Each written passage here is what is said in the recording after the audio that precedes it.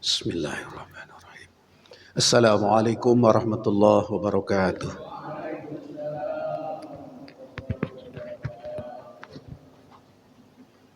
Bismillahirrahmanirrahim. Alhamdulillahirabbil alamin. Wassalatu wassalamu ala sayyidil mursalin sayyidina wa maulana Muhammad wa ala alihi wa ashabihi ajma'in wa la haula wa la quwwata illa billahil aliyyil azim. اللهم افتح لنا حكمتك وانشر علينا رحمتك من خزائن رحمتك يا أرحم الراحمين. اللهم افتح لنا فتوح العارفين واجعلنا من العلماء العاملين واجعل أعمالنا خالصة لوجهك الكريم. اللهم انفعنا بما علمتنا وعلمنا ما ينفعنا وزدنا علما وارزقنا فهما. Walhamdulillahi ala kulli hal wa na'udzu billahi min hali ahlin nar. Wa sallallahu ala sayyidina Muhammad wa ala alihi wa ashabihi ajma'in. Walhamdulillahi rabbil alamin. Bapak-bapak dan ibu yang terhormat, sebelum kita mulai, kita berdoa sejenak khususnya untuk Ibu Hajjah Ida, istri Bapak Haji Deni. Beliau sedang sakit dan dirawat di Rumah Sakit Siloam. Mudah-mudahan Allah segera sembuhkan kembali, sehat walafiat kembali, dihilangkan penyakitnya, dapat sehat walafiat, lalu bisa beraktivitas dalam kebaikan lagi. Khusus untuk niat ini, mari kita berdoa bersama-sama, khususan li sihhatil abdani Ibu Hajjah Ida. ببركة أم القرآن. الفاتحة. أعوذ بالله من الشيطان الرجيم. بسم الله الرحمن الرحيم. الحمد لله رب العالمين. الرحمن الرحيم. مالك يوم الدين. إياك نعبد وإياك نستعين. اهدنا الصراط المستقيم صراط الذين أنعمت عليهم غير المغضوب عليهم ولا الضالين آمين. اللهم صل على سيدنا محمد.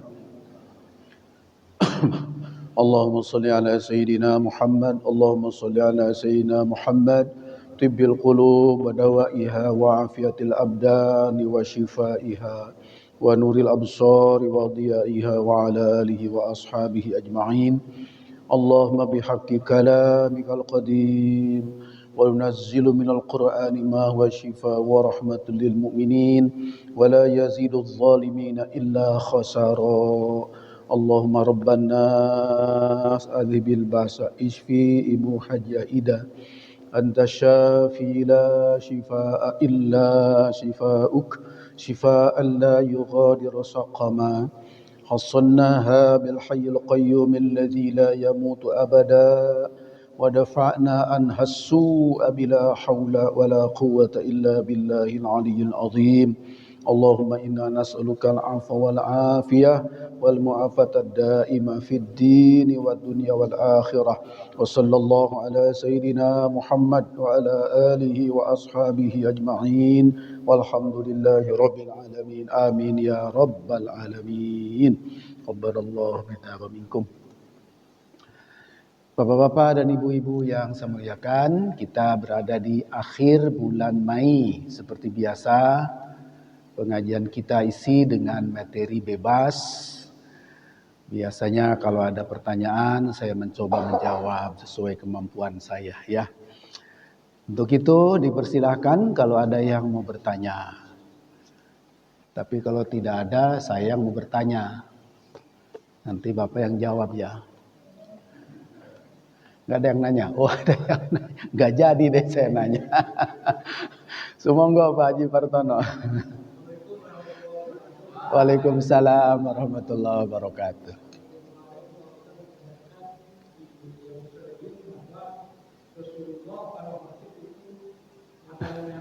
Iya.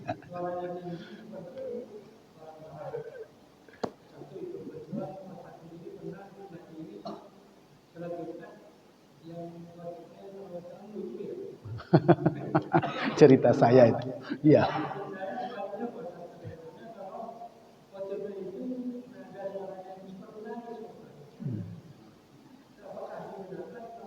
Iya. Waalaikumsalam warahmatullahi wabarakatuh. Ya, jadi menarik memang kemarin kita mengungkapkan bagaimana Rasulullah kalau khutbah itu kesaksian dari para sahabat, mata merah, suaranya tinggi, menunjukkan pesan-pesannya itu serius gitu ya. Serius. Hal yang disampaikannya hal-hal penting.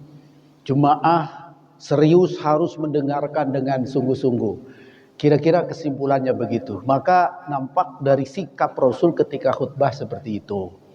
Tapi saya pernah mengatakan pengalaman saya dulu salah satu instansi, jangan disebut instansinya, masih bujangan ya. Masih bujangan. Itu khutbahnya itu memang orangnya pintar tapi suka ngelucu melulu. Jadi sedang khutbah pun ada orang ketawa juga. Itu menyalahi kebiasaan Rasulullah ya. Kalau ketawa seperti itu sampai merusak keseriusan, kehusuan, itu rusak khutbahnya. Kalau sampai merusak konsentrasi ibadat itu bisa dianggap rusak khutbahnya. Tapi kalau tidak sampai seperti itu, tetap pesan-pesannya dapat dipahami dengan baik, rukun-rukun yang diucapkan oleh khotib tetap terucapkan dengan benar, khutbah itu tetap berjalan. Jadi masuk kategori makruh lah model-model seperti itu. Nah sekarang pertanyaannya, khutbah sampai khotib menangis. Kalau menangis dalam rangka kesungguhan dalam pesan takwanya enggak apa-apa. Jadi menangis itu menunjukkan kesungguhan, ya kesungguhan yang dia pesankan serius. Mungkin ada rasa sayang kepada orang yang tidak taat, kok bisa tidak taat maka nangis dia misal ya. Jadi kalau nangisnya itu ada relevansinya dengan pesan-pesan yang dia sampaikan, khutbah itu tetap sah saja ya, karena tidak merusak syarat rukun yang semestinya ditentukan. Saya kira gitu ya. Kecuali ada cerita humor nih Pak. Cerita humor nih. Gak apa-apa, humor apa ya? Ngaji ya pakai humor dikit nggak? Ini cerita kiai juga. Lagi sholat Jumat, ada seorang, ini bukan khotib nih, pendengarnya khusyuk banget dia, sampai nangis. Pendengarnya itu, karena ada khutbah, bagus khutbahnya, ada seorang pendengar, audiens jemaah menyimak sampai nangis. Belakangan ditanya kenapa nangis. Ternyata dia lihat khotib, jenggotnya putih. Ingat ke dombanya yang hilang. Kayak domba saya yang hilang dulu. Ini cerita kiai saya. Jadi nangisnya bukan karena meresapi pesannya. Ingat domba yang hilang. Kan itu Pak Kiai yang khutbah itu jenggotnya putih, panjang kayak domba saya yang hilang. Jadi ingat, ya Allah aku hilang domba. Itu mah nangis di luar konteks ya. Itu berarti itu urusan masing-masing. Ya jadi untuk hormat, khutbah serius sampai ada kesan hampir nangis dan sebagainya dibolehkan saja. Saya juga pernah menemukan yang begitu Pak. Waktu saya bujangan. Kalau yang bercanda itu di sono tuh di Jakarta Pusat, nah di Jakarta Barat saya pernah juga. Tuh kiai di Masjid Al Hasanah itu punya Al Wasliyah. Kalau khutbah dia hampir menangis dia. Tapi memang isinya meresap Pak. Betul-betul dia itu menasihati dengan cara baik. Itu saya lupa siapa namanya itu, dari Yayasan Al Hasanah yang milik milik Al Wasliyah madrasah itu. Kalau tidak salah SMP SMA di situ ada. Saya sholat di situ, saya juga ikut terharu. Jadi selalu kalau ceramah itu meresap ke dalam kita sampai dia hampir-hampir menangis. Jadi jawaban saya tidak apa-apa ya, tidak mengganggu. Jangankan khutbah Pak, sholat sambil menangis nggak batal. Kalau nangisnya karena khusyuk, itu dialami juga oleh beberapa sahabat seperti itu. Kalau nangis karena khusyuk ya, nah ketawa malah batal. Orang sholat ketawa sampai kedengar suara, hahaha-nya batal itu. Kalau senyum saja enggak, itu makruh saja. Kedengar suaranya ketawa batal. Tapi nangis, terseduh gitu karena menahan kehusuan malah enggak batal. Jadi sholat aja tidak, apalagi kalau khutbah ya. Saya kira itu jawabannya ya dari sisi hukum. Baik, selanjutnya masih ada yang mau disampaikan oleh bapak-bapak, silahkan. Assalamualaikum warahmatullahi wabarakatuh. Waalaikumsalam. Di dalam sholat Pak Kiai, selain takbiratul ihram, kan ada takbir lainnya lagi. Kadang kita di lapangan atau sholat berjamaah, Ya. kita temuin baru rakaat pertama bangun. Itu seperti yang saya dengar kayaknya nggak begitu di syariat Islam pakai. Gimana? Maksudnya ada tuh masih saudara kita itu rakaat pertama terus setelah bangun gitu. Oh, angkat tangan maksudnya. Ya. Yang sebenarnya gimana Pak Kiai? Terima kasih. Ya. Ya. Saya kira ini 4 mazhab sama ya. Yang beda itu Syiah. Yaitu mengangkat tangan ketika mengucapkan takbir atau tasmi dalam sholat setiap rakaatnya atau seluruh sholat itu ya hanya di 4 kesempatan.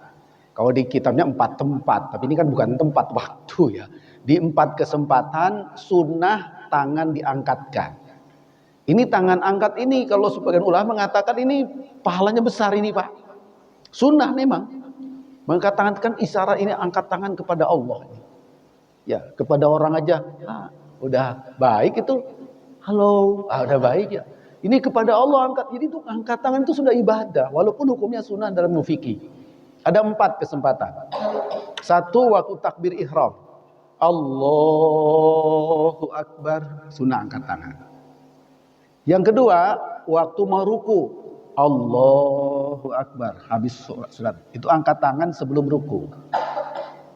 Ketiga, waktu i'tidal. Jadi sudah 3 tuh, saya ulangi ya. Pertama, yang paling pertama, mau mulai nih. Allahu Akbar, 1. Baca Fatihah, baca surat, selesai, mau ruku. Angkat lagi. Allahu Akbar. Sudah 2 tuh. Baru baca Subhanarabbiyal azim atau doa yang lain sudah ya. Sami Allahu liman hamidah. 3. Yang lainnya tidak ada. Kecuali 1 lagi. Rakaat pertama sudah sujud, bangkit, enggak ada angkat tangan. Rakaat kedua tahiyat awal. Nah, rakaat kedua itu habis 2 kali sujud, tahiyat awal. Sampai Allahumma sholli ala Muhammad segitu boleh. Allahumma sholli ala Muhammad boleh itu. Karena tahiyat awal itu disunahkan takhfif. Jangan lama-lama sholawatnya, jangan panjang-panjang kayak tahiyat akhir. Jadi tahiyat awal tuh sunnah takhfif, ringan. Nanti tahiyat akhir itu yang lengkap. Jadi sampailah Allahumma sholli ala Muhammad boleh ya. Syahadat at-tahiyat dulu sampai syahadat sampai sholawat. Sholawatnya cukup Allahumma sholli Muhammad, boleh ditambah wa ala Muhammad. Lalu bangun. Ini masuk ke rakaat ke-3. Allahu Akbar. Nah, baru angkat tangan. Habis tahiyat awal. Nanti rakaat ketiga mau ke rakaat keempat tidak ada. Rakaat 1 masuk ke rakaat 2 enggak. Yang ada rakaat kedua tahiyat awal, masuk ke rakaat ketiga angkat lagi tangan. Dah itu aja. Jadi dalam sholat itu ada 4 kesempatan disunahkan mengangkatkan tangan ya. Jadi raf'ul yadain fi shalah arba'atun, 4 tempat. Nah, jadi yang lainnya itu tidak ada. Waktu rakaat pertama berdiri tidak perlu. Ya, lupa Pak Ustadz. Angkat tangan juga lupa. Ya lupa mah nggak apa-apa namanya lupa. Ya kalau sengaja mah nggak usah lah, itu kan tidak ada anjurannya. Kalau lupa mah insya Allah dimaafkan karena gerakan ini gerakan sedikit. Ya tidak membatalkan kalau lupa. Sujud, bangun sujud nggak ada. Nah ini mohon maaf saya bilang ada beda. Di Syiah itu ada angkat tangan waktu sujud sama duduk itu ya. Tapi di mazhab ahli sunnah wal jamaah semua tidak ada ya. Saya kira begitu Pak Agus ya. Jadi itu hukumnya sunnah, raf'ul yadain, tapi apa namanya, walaupun sunnah itu bagian dari kesempurnaan sholat. Jadi mohon maaf juga kan di sini ada kajian fikih juga ya malam Rabu ya. Nah itu di fikih itu dibahas lebih jauhnya di fikih Pak. Cuman saya dengar fikihnya pakai Bulughul Maram ya. Kalau fikih Bulughul Maram itu cuman hadis, sebetulnya itu bukan fikih, itu hadis tapi hadis-hadis hukum. Kalau fikih ya kitab-kitab fikih lah, karena kitab fikih itu sudah dirinci. Walaupun kalau kitab yang sederhana belum ada dalilnya, baik ayat maupun sunnah ijma, tapi praktiknya lebih lengkap di kitab fikih. Kalau Bulughul Maram itu kumpulan hadis hukum namanya. Nanti lebih detailnya ada di syarahnya, di antaranya kitab Subulus Salam itu adalah penjelasan Bulughul Maram, itu hadis-hadis hukum ya. Jadi sering dipakai sebagai pedoman untuk fikih, tapi bukan fikihnya, itu hadis. Jadi kaji hadis. Saya kira begitu Pak Agus ya. Ada lagi yang mau sampaikan? Ya, makasih. Ya. Ya. Ya. Saya pernah dikasih tahu. Ya. Kalau sudah kita kan bahwa tangan ini dibalikan seperti waktu kita itu ada sunnahnya. Iya. Ada. Jadi kalau sudah Allahu Akbar kembali ke sini. Jadi sikap Rasulullah ketika berdiri pada dasarnya meletakkan dua tangan ala sodrihi, pada dadanya. Itu Bukhari mengatakannya ala sodrihi. Karena hadis lain mengatakan fauqa sodri, ada lagi tahta sodri. Jadi ya, jadi hadis itu tapi pasti di sekitar dada naruhnya. Itu ya. Itu sunnah. Jadi Rasul melakukan itu. Maka kita juga niru seperti itu. Tinggal pertanyaan satu, apa setiap berdiri ataukah hanya waktu berdiri pertama? Iktidal mah tidak. Kan ada iktidal. Iktidal kan berdiri juga.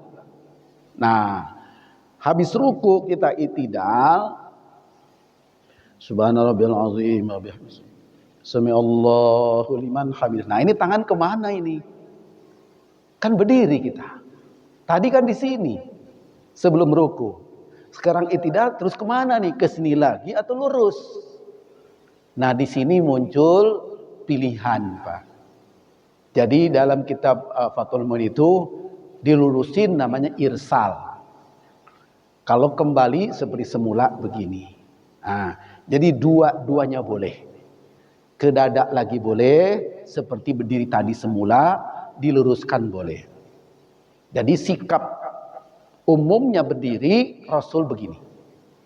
Tapi khusus antar waktu iktidal itu boleh diluruskan. Nah, kenapa boleh diluruskan? Karena hakikatnya iktidal itu cuman selingan, Pak. Jadi selingan antara ruku dan sujud. Jadi iktidal itu waktu walaupun harus tumakninah, yaitu saat sejenak setelah ruku sebelum sujud, maka ada iktidal.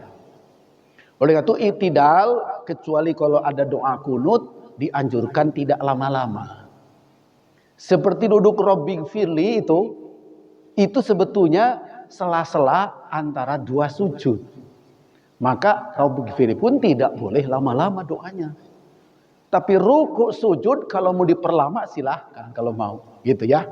Jadi kenapa iktidal boleh lurus? Karena hakikatnya iktidal itu adalah selingan dari ruku. Kan tadi ruku nih.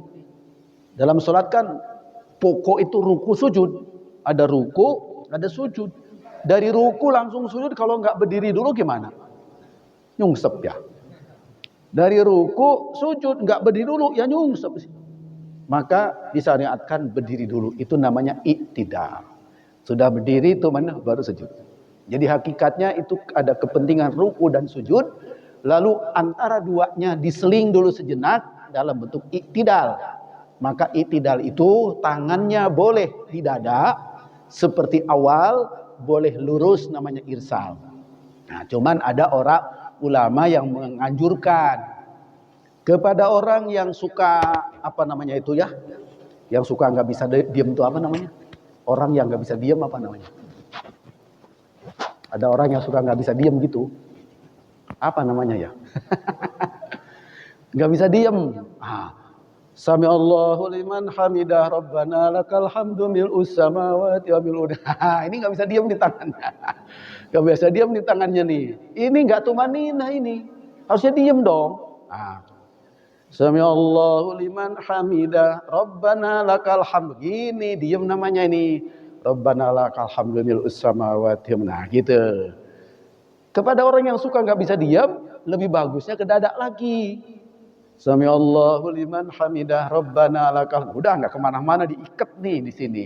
Ada mengatakan kepada yang suka gerak-gerik tanpa disadari dalam, maka taruh di sini lebih aman sehingga tidak ada gerakan yang tidak semestinya. Gitu ya. Jadi pilihannya sekali lagi, boleh ke sini pada itidal, boleh lurus. Tapi kemanapun ke sini jangan digerak-gerakkan. Ketika itidal itu tumakninah, tumakninah itu diem. Sukunun ba'da harokatin itu namanya tumakninah. Berdiam setelah bergerak itu namanya tumakninah. Maka harus ada diemnya. Kalau dia gayung-gayung gantung-gantung begini, nggak diam-diam, nggak tumakninah itu. Bisa 3 kali gerakan batal itu di luar ketentuan sholat ya. Masih suka saya temukan yang begitu. Udah saya Allah, ini masih gini-gini, nggak nyadar kali dia. Nah mungkin tahu tapi tidak sadar itu karena konsentrasi kebacaan, jadi ini tidak dikontrol tangannya. Maka tadi menyatakan amannya ke sini. Nah, salah satu yang mengatakan wajib ke sini lagi itu dulu muftinya Persis, Pak Abdul Qadir Hasan dari Kertosono, Kediri apa Kertosono ya. Itu beliau punya pesantren, anaknya Hasan Bandung itu. Nah dia membuka konsultasi tanya jawab. Dia menjawab mengatakan kesini itu wajib, kata dia mah nggak boleh kemana-mana, harus kesini. Nah jadi itu, tapi itu versi beliau ya. Versi beliau itu wajib kesini. Tapi kalau saya baca ulama-ulama lain mengatakan pilihan itu, kesini boleh, lurus boleh, gitu ya. Makasih Pak ya. Masih ada yang mau disampaikan bapak-bapak? Ya, monggo silakan. Waalaikumsalam warahmatullahi wabarakatuh. Waduh. Boleh. Iya. Ya.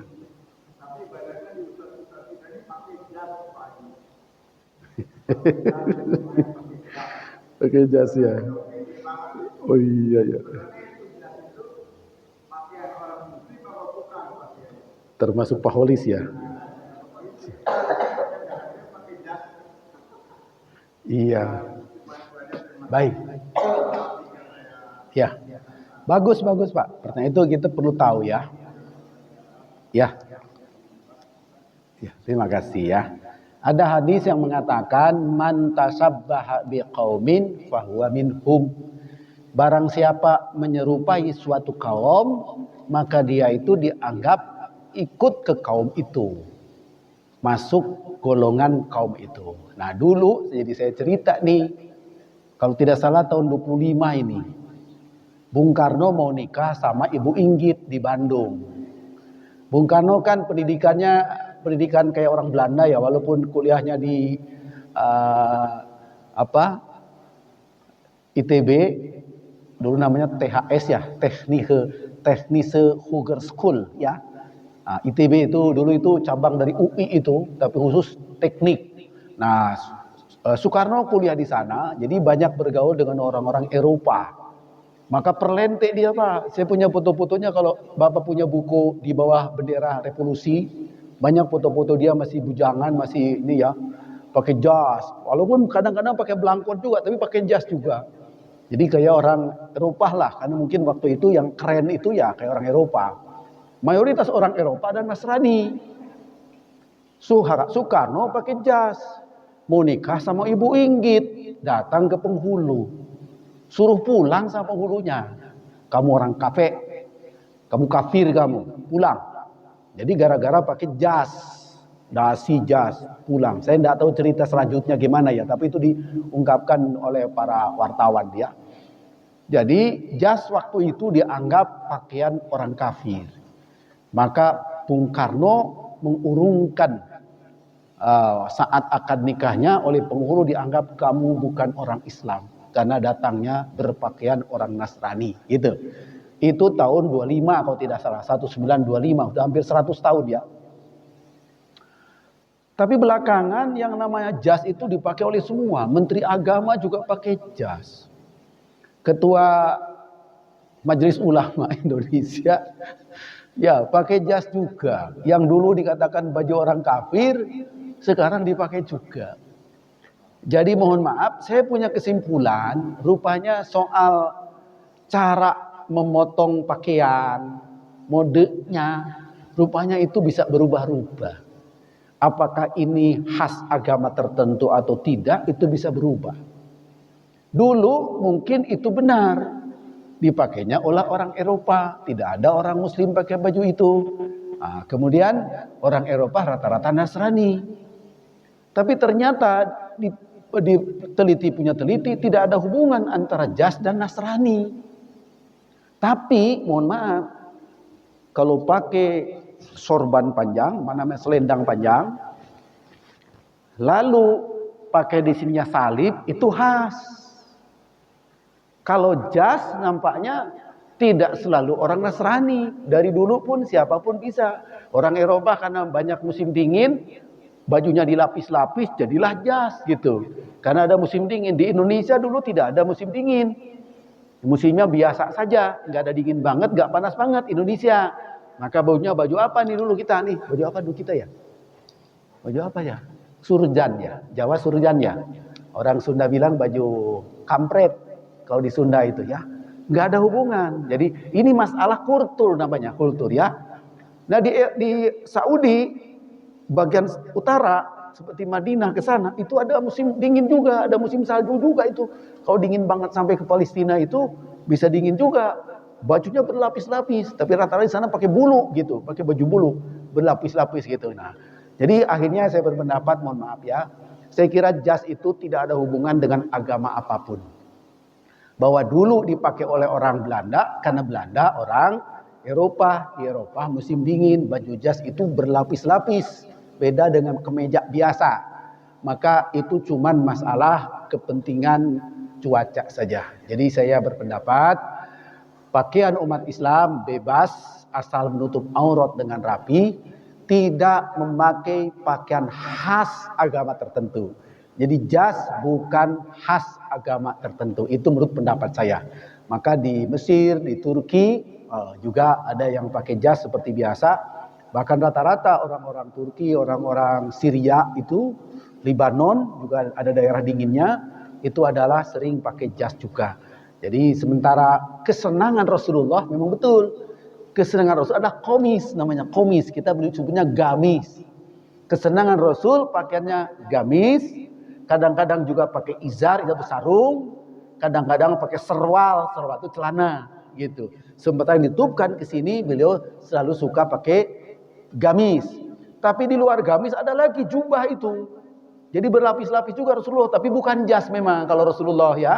Lalu kepalanya pakai sorban. Itu pakaian khas umat Islam sejak Kanjeng Nabi Muhammad SAW. Tetapi saya berpendapat tidak ada hubungan bentuk pakaian tertentu hubungan dengan agama tertentu. Ya, jadi saya kira begitu. Jadi tidak apa-apalah kalau Ustadz pakai jas ya.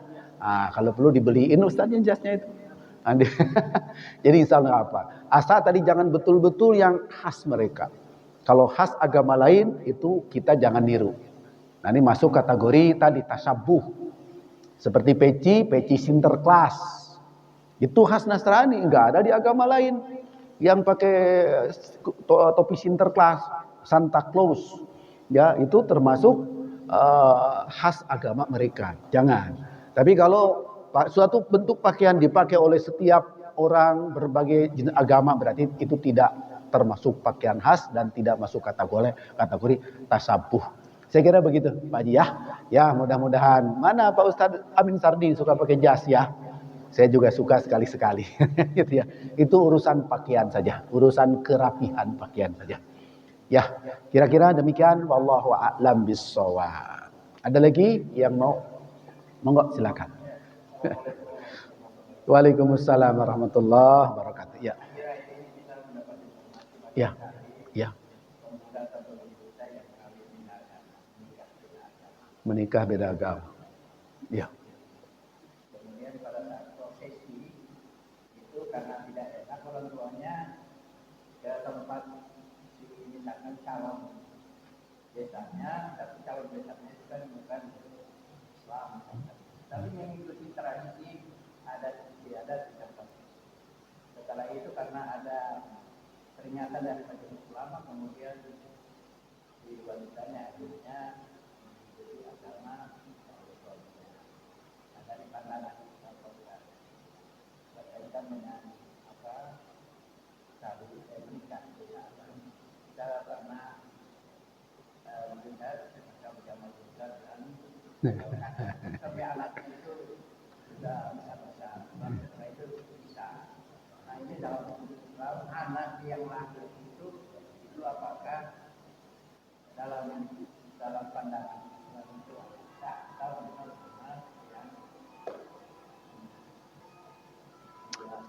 Iya, itu repot ya. Jadi dalam Islam itu memang ada khilafiyah sedikit ya Pak ya. Orang laki-laki muslim ada satu ayat surat Al-Maidah dibolehkan menikahi wanita ahli kitab. Tapi ini dipahami oleh para ulama bermacam-macam. Ada mengatakan, oh itu zaman Rasulullah. Maka sejak Sayyidina Abu Umar itu sudah dilarang. Karena itu masih dalam rangka dakwah zaman Rasulullah. Mengajak kepada keislaman. Laki-laki itu pemimpin. Istri itu yang dipimpin. Laki-laki muslim pemimpin, istrinya ahli kitab. Yahudi atau Nasrani. Gak apa-apa. Nanti oleh suaminya pelan-pelan diajak masuk Islam. Maka boleh ada isyarat dalam Al-Quran. Nanti kita sudah ketemu kalau tidak salah dulu. Surat Al-Maidah. Kemudian pendapat yang lain itu berlaku khusus untuk suku tertentu, itu pun zaman Rasulullah. Bukan seluruh ahli kitab. Ada suku tertentu, saya lupa nama sukunya. Itu yang Rasul bolehkan, yang lain tidak. Jadi tentu pertimbangannya tentang mudarat manfaat juga masuk di sini ya. Nah, jadi itu tentang ayat tentang dibolehkannya makanan ahli kitab dan wanita ahli kitab untuk laki-laki. Tapi kalau perempuan muslim sama sekali tidak ada. Tidak ada peluang sama sekali wanita muslim menikahi agama lain. Tapi laki-laki muslim ada secercah peluang disebutkan dalam Al-Quran. Tapi pengertiannya dipahami berbeda-beda oleh para ulama. Indonesia dengan majelis ulamanya mengeluarkan fatwa bahwa ternyata tidak boleh pernikahan beda agama Indonesia. Lalu disejalankan dengan Undang-Undang Pernikahan nomor 1 tahun 74. Kalau tidak salah pasal 1 atau pasal 2 ya. Nikah itu sah kalau sah menurut agama yang dianutnya. Nah, Islam mengatakan tidak sah, berarti undang-undang mengatakan tidak boleh juga kalau lintas agama menikah. Jadi berdasarkan itu maka majelis ulama mengatakan tidak boleh ada pernikahan campuran agama. Jadi harus betul-betul Nasrani dengan Nasrani, Islam dengan Islam, Hindu dengan Hindu dan seterusnya. Tidak lintas agama. Itu fatwa Majelis Ulama Indonesia. Maka orang Indonesia yang tetap kekeh ingin nikah juga rata-rata pergi ke luar negeri. Nikahnya di luar negeri, catatan sipil luar negeri, pulang dinyatakan udah nikah. Nah masalahnya itu dianggap sah apa tidak tadi pertanyaannya. Kalau ngacu kepada majelis ulama tadi berarti tidak sah Pak. Kalau tidak sah bagaimana? Satu, memaksakan kehendak di luar hukum itu berdosa.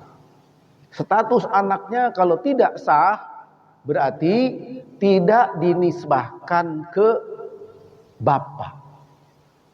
Hanya dinisbahkan ke ibu Pak. Jadi hasil pernikahan yang pernikahannya tidak sah, si anak itu hanya punya hubungan dengan ibu, tidak punya hubungan dengan bapak.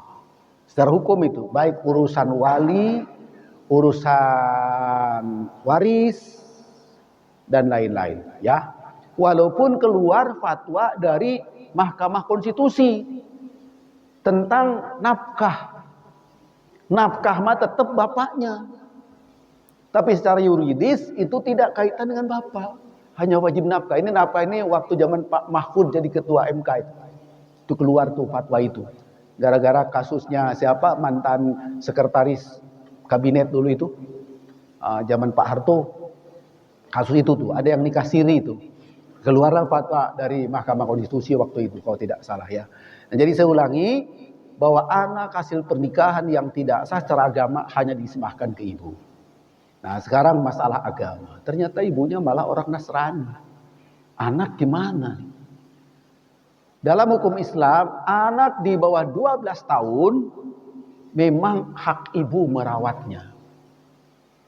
Tapi 12 tahun ke atas anak suruh milih. Punya hak milih ikut bapak atau ikut ibu. Ini soal pengasuhan. Pengasuhan anak. Ya. Nanti soal agama gimana? Nah ini agama ini ya kembali kepada person masing-masing. Anak itu mau pilih agama apa? Itu untuk tanggung jawab masing-masing. Tetapi bagaimana dengan bapak? Nah bapak ini sudah jelas dari awal. Pertama nikah juga harus nikah secara Islam. Kedua, punya anak itu tetap wajib kita mengajaknya kepada kebenaran. Mengajak kepada Islam. Walaupun tadi secara hukum waris mewaris itu anak lepas. Tetapi secara biologis dia wajib menafkahi sekaligus wajib mendidik supaya terarah kepada ajaran yang benar. Punten, kalau Jamal Mirdad membiarkan anaknya, siapa namanya itu? Yang suka main sinetron ya? Siapa namanya itu? Sheila Mirdadnya. Kalau Jamal Mirdad membiarkan Sheila Mirdad, tidak, Islam dosa itu bapak itu. Kalau dia mengakui secara biologis anaknya, dibiarkannya menganut agama lain dosa bapak itu. Ya, nah, karena dia tanggung jawab terhadap kullu mauludin yuladu ala fitrah illa ana abawahu yuhawidanihi aw yunassirani aw yumajisani. Yang membuat dia dari Majusi, Nasrani, Yahudi, bapak dan ibu.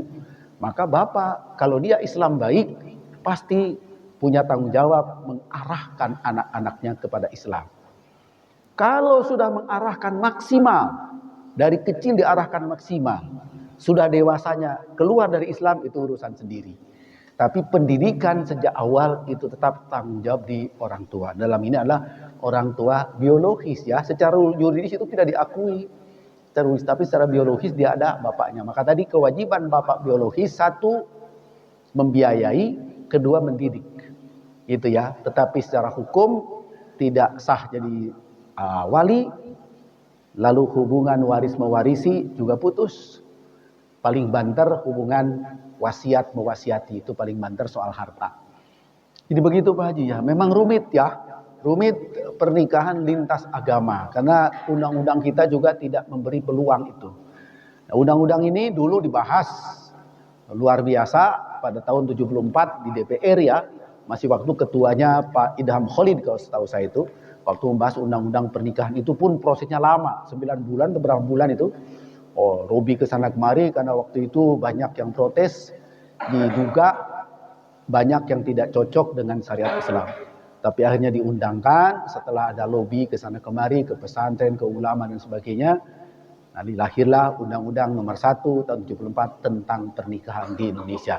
Salah satu isinya tidak sah pernikahan kalau tidak sesuai dengan ajaran agamanya, yaitu harus. Demikian, wallahu a'lam bishawab. Ya, silakan.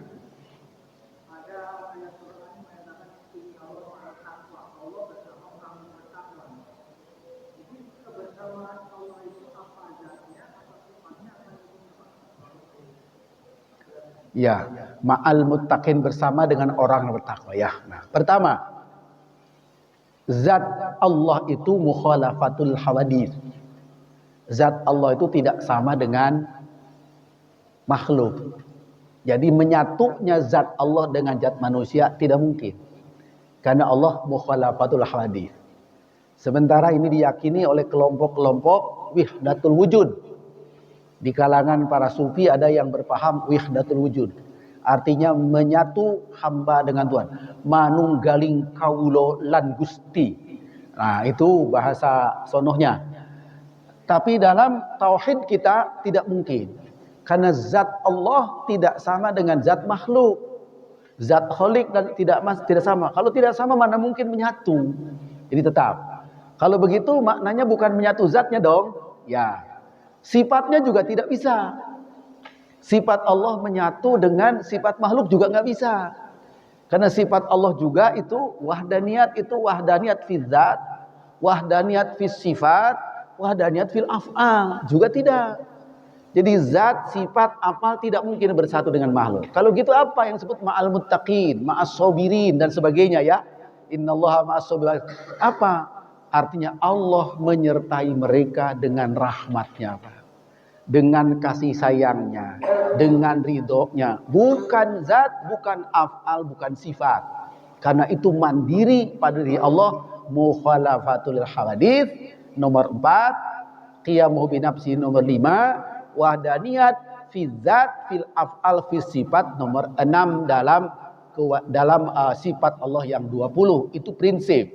Sehingga bukan menyertai zat, sifat maupun apa, tetapi kasih sayang Allah, Pak. Rahmat dan ridhonya menyertai orang-orang bertakwa. Gitu, Pak. Oleh karena itu setan yang disebut dijauhkan oleh Allah bukan jauh fisik, af'al, sifat juga, jauh dari rahmat Allah. Artinya jauh dari kasih sayang Allah karena Allah tidak meridhoinya. Demikian, wallahu a'lam bishawab. Sudah habis ya waktunya ya? Tidak terasa. Masih ada? Silakan, kalau pendek ya silakan.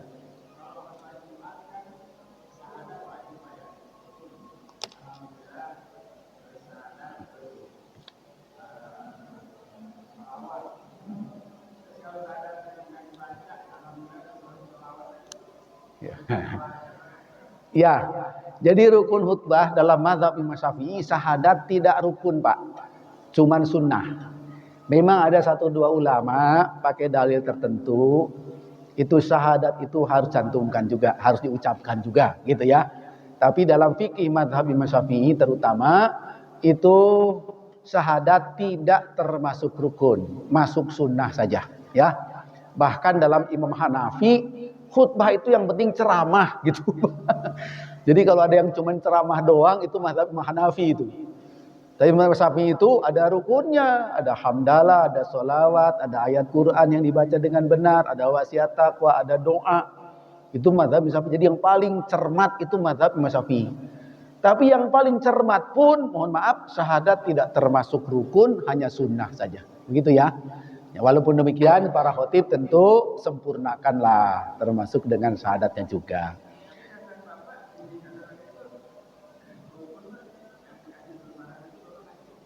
Pernah saya. Kalau tidak salah dalam kurung ya. Pakai dalam kurung kalau tidak salah itu. Syahadat itu dalam kurung. Jadi itu ada yang mengatakan rukun, ada mengatakan sunnah ya.